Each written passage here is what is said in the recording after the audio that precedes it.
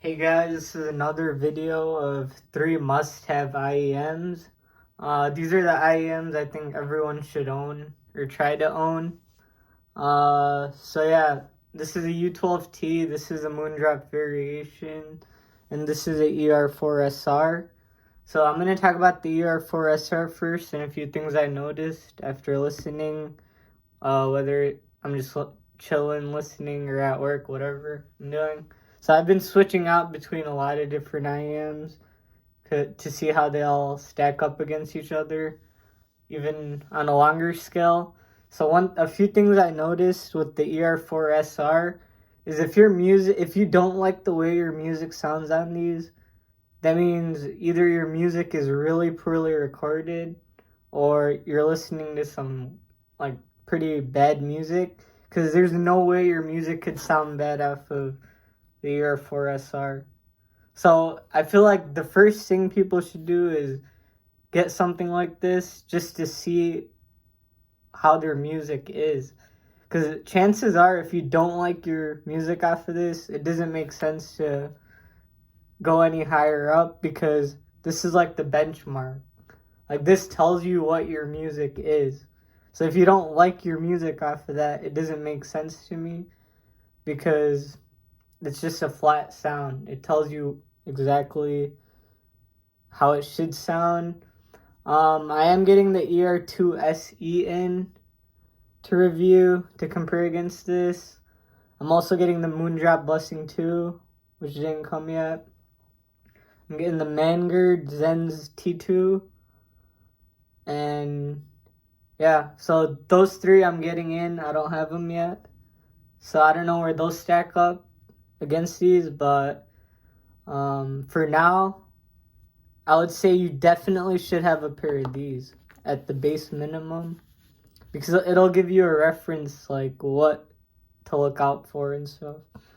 So yeah, this I got for about $150, and there's nothing that sounds even close to as good as the ER4SR. Like, it's not even close.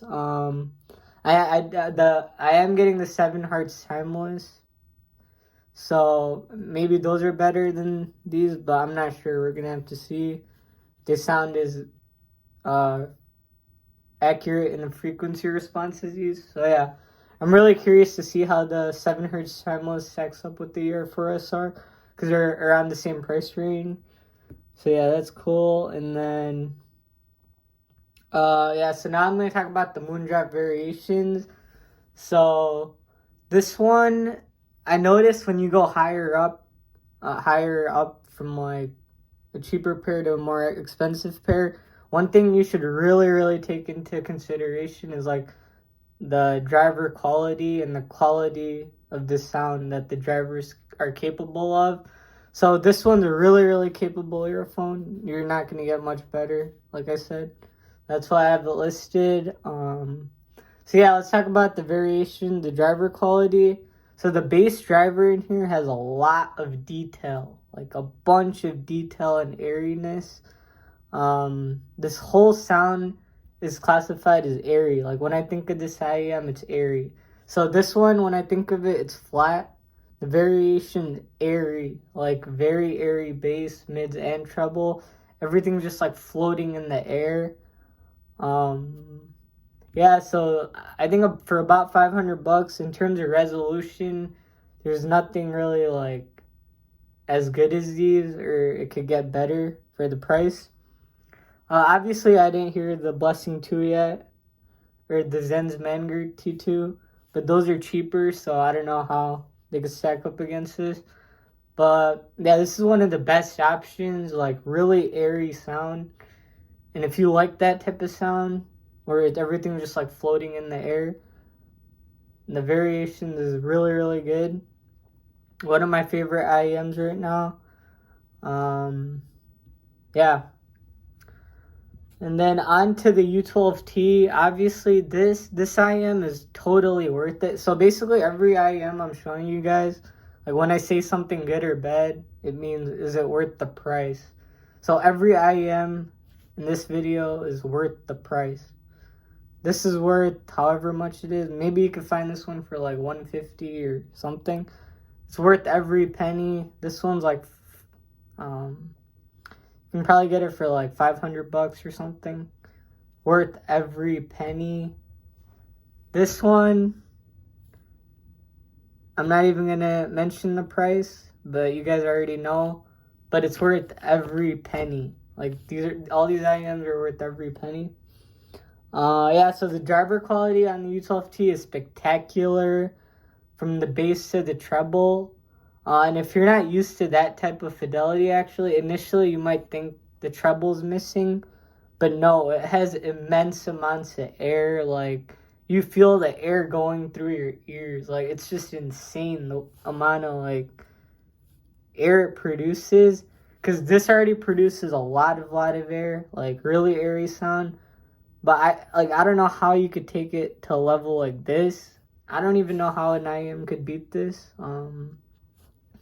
Like I'm hoping eventually something beats the U12Ts, but with the way it is, it's pretty tough. I don't think I didn't get the Sony IER Z1R, I think, because that has a thin mid range, and I don't think that sounds better than this. So I think this is a better option than the Sony IER Z1R. Just has a better fit, more neutral in the sound. So yeah, it's just the perfect IEM you can get. What else am I gonna say? So I did want to try out the Sony IER M9 because I heard that's really good and worth the price. So yeah, I'm gonna check that one out. So yeah, these are the IEMs if I had to pick, are my top 3. Because this gives you a benchmark. This has amazing driver quality. And you get a lot of air. Amazing IEM. This is also an amazing IEM. So you can't go wrong with any of these. And yeah, if you want something more fun, you can get the C Audio Yume. But it doesn't have that much detail compared to the ER4SR. So yeah, I hope that was helpful. And yeah, take care.